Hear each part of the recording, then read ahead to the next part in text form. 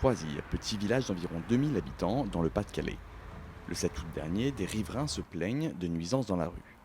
Le maire, Gérard Duhet, se rend sur place pour tenter d'y mettre fin. Je lui dis, donne-moi les clés, tu n'as pas le droit de conduire, tu n'as pas de permis. Et là, j'ai un éclair, j'ai rien vu, je me suis retrouvé 3 mètres plus loin, les sandales d'un côté, moi de l'autre côté, dos éraflé, clou éraflé et puis un poignet endommagé. Le mois dernier, l'Association des maires de France a lancé l'alerte autour du climat d'insécurité auquel sont confrontés les élus municipaux dans l'exercice de leurs fonctions.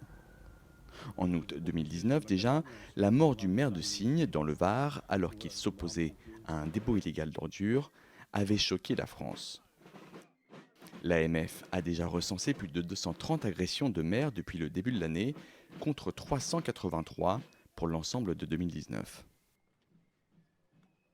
En réalité, l'État, et plus exactement le pouvoir judiciaire, considère que ce sont des problèmes de seconde zone, qui n'ont pas d'intérêt, qui viennent encombrer le dispositif judiciaire, alors qu'ils sont fondamentaux dans la garantie de la devise républicaine liberté, égalité, fraternité.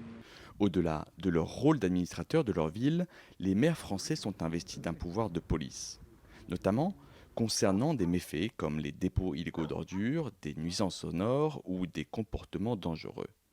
Mais pour beaucoup, leurs pouvoirs ne sont pas à la hauteur de leurs responsabilités, ni les sanctions à la hauteur des délits.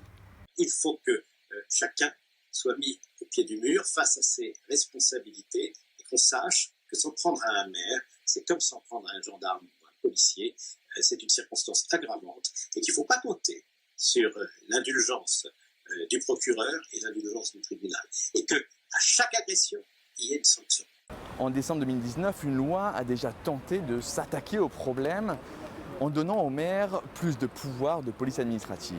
Mais cette loi rate en quelque sorte sa cible car elle s'occupe du problème a posteriori en fournissant aux maires un soutien psychologique ou financier après coup. Avec les élections sénatoriales qui arrivent, les maires espèrent que leur colère sera entendue. Guillaume Lesjardins pour Euronews.